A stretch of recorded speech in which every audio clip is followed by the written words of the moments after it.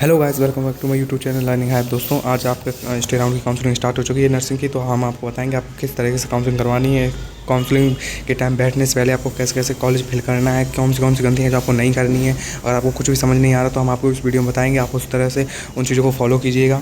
तो ठीक है, और वीडियो पसंद है वीडियो को लाइक और चैनल को सब्सक्राइब करना बिल्कुल ना भूलें, क्योंकि अगर आप सब्सक्राइब नहीं करेंगे तो मैं अगर कुछ भी लेटेस्ट इन्फॉर्मेशन डालूंगा तो आप तक नहीं पहुँच पाएंगे, फिर आपको मुश्किल होगी, बहुत सारी प्रॉब्लम का फेस करनी पड़ेंगी। तो चलिए शुरू करते हैं। सबसे पहले देखो, जैसे कि आपको मैं बता दूं कि आपकी सीट मैट्रिक्स ओपन करते हैं। मैं जैसे आपकी ये सीट मैट्रिक्स मैंने ओपन की है, ठीक है। अब आप जहाँ पर देख सकते हैं, आप पर यहाँ पर देख सकते हैं कि आगरा, अम्बेडकर, अयोध्या, आजमगढ़, बदायूं, इन सब कॉलेजों में कितनी कितनी सीट खाली हैं। 2 2 5 5 3 3 ऐसी सीट खाली हैं, ठीक है। और जिन कॉलेजों में सबसे ज़्यादा सीट खाली हैं वो कॉलेज कुछ जैसे आपके मेरठ के कॉलेज हो गए, 8 सीट खाली हैं। और ये शाहजहाँपुर के हैं, उसमें 9 सीट खाली हैं। और उसके बाद आपकी 7 सीट या 8 सीट ऐसी चलती हैं, ठीक है। तो आपको किन बातों पर ध्यान देना है? आपको सबसे पहले किन बातों पर ध्यान देना है? आप जब वहाँ पर काउंसलिंग में पहुँचे, आपका जब नंबर आएगा तो आपको किन बातों पर ध्यान देना है। सबसे पहले आपका क्या होगा कि सबसे पहले आप पर एक तरह से पीडब्ल्यूडी वाले कैंडिडेट का होगा। पीडब्ल्यूडी कैंडिडेट के बाद एनसीसी कैंडिडेट, ये सब कैंडिडेट होने के बाद आपको पता है आपके जो 10:30 बजे से 10 बजे शायद स्टार्ट होगा, 10 या 10:30 बजे, ये याद नहीं मुझे, ठीक है। तो 10 या 10:30 बजे से जब स्टार्ट होगा तो आपको किन बातों पर सबसे पहले ध्यान देना है? आपको ध्यान देना है इन बातों पर। आपको क्या करना है, पहले आपको वहाँ पर रजिस्ट्रेशन होगा, एक तरह से वहाँ पर रजिस्ट्रेशन किया जाएगा। हाँ, फिर से वहाँ पर रजिस्ट्रेशन होगा, उसमें देखा जाएगा कौन कौन बच्चे, कितनी रैंक तक के बच्चे आएंगे, ठीक है। जब आपका रजिस्ट्रेशन होगा तो रजिस्ट्रेशन में आपको क्या मांगे, वो कास्ट सर्टिफिकेट मांगेंगे, ठीक है। डोमिसाइल मांगेंगे, डोमिसाइल आपका चाहिए, ठीक है। और 10th प्लस 12th की मार्कशीट, दोनों की मार्कशीट वगैरह सब चाहिए उन्हें, ठीक है। वो चेक करेंगे। देन उसके बाद ये सब होने के बाद, हाँ, आपका फॉर्म जो एप्लीकेशन भरा था, आपने एप्लीकेशन भरा था वो भी मांग सकते हैं। एप्लीकेशन देखेंगे कि आपने वजन सच में किया था। देन उसके बाद आपका एडमिट कार्ड जो होगा, एडमिट कार्ड भी चेक किया जाएगा। एडमिट कार्ड के बाद एक रिजल्ट भी आपका आएगा, वो भी चेक कर सकते हैं वो। तो ये सारी चीज़ें हो गई। आपको क्या क्या ध्यान रखना? सबसे पहले आपको कास्ट सर्टिफिकेट, डोमिसाइल, ठीक है, 10th प्लस 12th की मार्कशीट, ठीक है।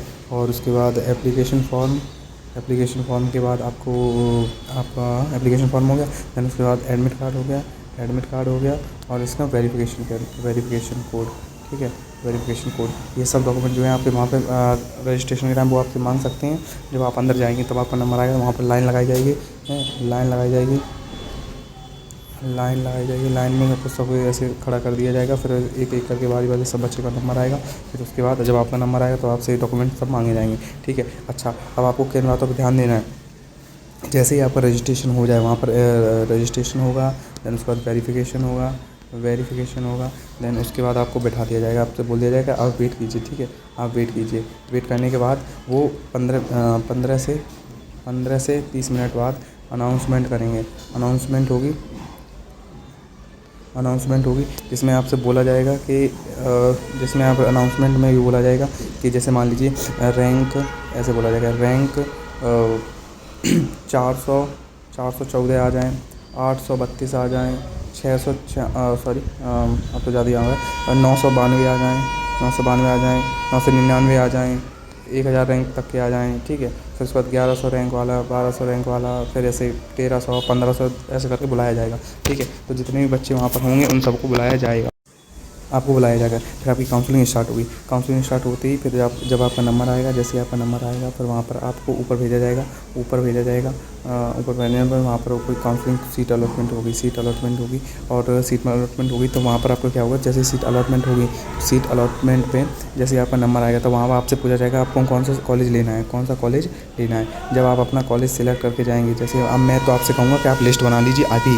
अगर आपने लिस्ट नहीं बनाई है, सबसे पहले आप लिस्ट बना लीजिए, क्योंकि कम से कम जिन बच्चों के अच्छे नंबर हैं, मैं आप एक वीडियो डाल दूँगा जिसमें आपको बता दिया है मैंने कि किस रैंक वालों किन बच्चों को कौन सी वो करनी है, मतलब अपनी लिस्ट बनानी है, किस तरह की लिस्ट बनानी है। फिर भी मैं आपको समझा देता हूँ रफली।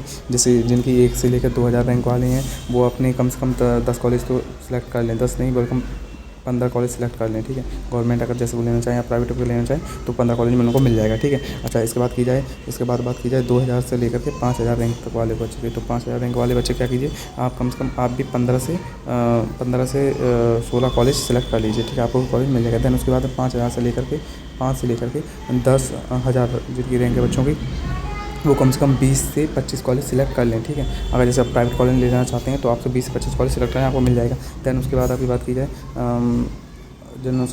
तो 10 से लेकर 20,000 जिनकी रैंक है तो उनको क्या करना, उनको कम से कम 25 से 30 कॉलेज सेलेक्ट करने हैं। आपको 25 से 30 कॉलेज में आपको मिल जाएगा, ठीक है, आराम से मिल जाएगा। तो उसके बाद है 20,000 से लेकर 30,000 रैंक वाले बच्चे जो हैं उनको कम से कम 30 से 35 कॉलेज सेलेक्ट करने हैं, ठीक है। ऐसे करते जाइए। और फिर उसके बाद आपके जिनके बच्चों के नंबर जो हैं वो बच्चों नंबर जो थे अभी मैंने बताया कितने, हाँ सॉरी, रैंक जिनकी 30,000 से लेकर के 40,000 रैंक है, उनको क्या करना, उनको कम से कम 40 से 45 कॉलेज सेलेक्ट करने हैं, ठीक है। और उसके बाद आप जिन बच्चों के 40,000 से लेकर के 73,000 तक रैंक है, उनको क्या करना, उनको बच्चों आपको कम से कम 50 से 60 कॉलेज, वेलकम इवन 70 कॉलेज भी आप सिलेक्ट कर लीजिए, क्योंकि आपको अगर कॉलेज लेना है तो, ठीक है। आपकी रैंक बहुत है, रैंक के हिसाब से आपको कम से कम ये मान के चलिए 50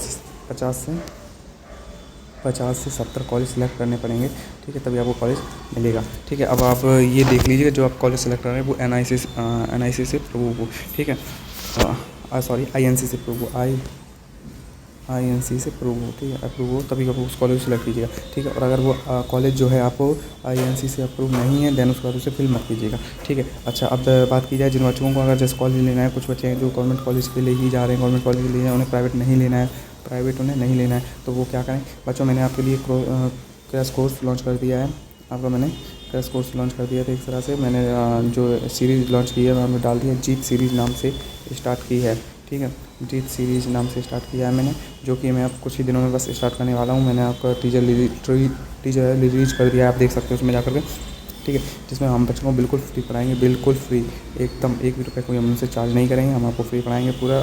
ABM के जितने भी एग्ज़ाम होते हैं, ABM के आपके जितने भी एग्ज़ाम होते हैं, चाहे वो नर्सिंग हो, चाहे पैरामेडिकल हो, चाहे GNM हो, हम तीनों की तैयारी करवाएंगे आपके कोर्स अपने चैनल पर, और जिस पर आपको बेहतरीन से एक से बेहतरीन कंटेंट प्राप्त मिलेगा, ठीक है। तो अगर आप चाहते हैं कि आपको अगर एक गवर्नमेंट कॉलेज मिले तो आप हमारे चैनल के थ्रू तैयारी कर सकते हैं, ठीक है। और रही बात आज की, तो मैंने आपको बता दिया आपको किस तरह से काउंसलिंग करवानी है। हाँ, और सबसे बड़ी बात, आपने अगर फ़ीस को लेकर के अभी आपको करना है कि फ़ीस कैसे देनी है, तो मैं आपको अभी समझा दे रहा हूँ। अगर आपको कॉलेज अलॉट होता है, कॉलेज आपको मिल रहा है, तभी आप 40,000 फ़ीस जमा कीजिएगा। अगर जैसे आपको वो कहते हैं कि ये सीट खाली नहीं है, तो पहले वो आपसे बोलते हैं कि आप फ़ीस जमा कीजिए, ठीक है, आपसे बोलते हैं आप फ़ीस जमा कीजिए, ठीक है। फ़ीस पहले जो है फ़ीस जमा कीजिए 40,000 की। तो आप कह दीजिए कि सर हमें ये कॉलेज चाहिए, जो भी आपका कॉलेज हो वो कॉलेज हमें चाहिए। अगर वो आपको कॉलेज अवेलेबल सीट हो तभी आप 40,000 दीजिए, वरना अगर वो कॉलेज सीट ना हो तो बिल्कुल मत दीजिएगा, क्योंकि रिफ़ंडिंग की बहुत दिक्कत आएगी। अगर आप रिफ़ंड की बात कीजिए ना, रिफ़ंड में बहुत दिक्कत आएगी। 40,000 रुपये ये ऐसे वापस नहीं होंगे बच्चों, बहुत दिक्कत आती है, ठीक है। तो आप ये मत कीजिएगा कि आप पहले रुपये दे दें, देने उसके बाद आप कॉलेज सेलेक्ट करें। देना, मैं ये नहीं कह रहा हूँ देना पड़ेगा वैसे, लेकिन बस आप ये देख लीजिए जो आप कॉलेज सेलेक्ट कर रहे हैं उसमें सीट है या नहीं है। अगर सीट वैकेंट है तभी उसमें 40,000 रुपये दीजिएगा, वरना मत दीजिएगा, ठीक है। तो आज की वीडियो में बस इतना ही फिलहाल के लिए। अगर आपको कोई भी दिक्कत आती है हमें कमेंट बॉक्स में कर सकते हैं, हम आपको इस वीडियो पर जितनी जल्दी हो सके हम आपको उतने कमेंट रिप्लाई देने की कोशिश करेंगे, ठीक है। तो आज वीडियो में इतना ही, तो मिलते हैं, goodbye, take care, Radhe Radhe. और कल की वीडियो में जिन बच्चों में कल काउंसलिंग है उनको हम बताएंगे उनको कल क्या करना है, ठीक है। तो जुड़े रहिए लर्निंग हैक के साथ। तो goodbye, take care, Radhe Radhe.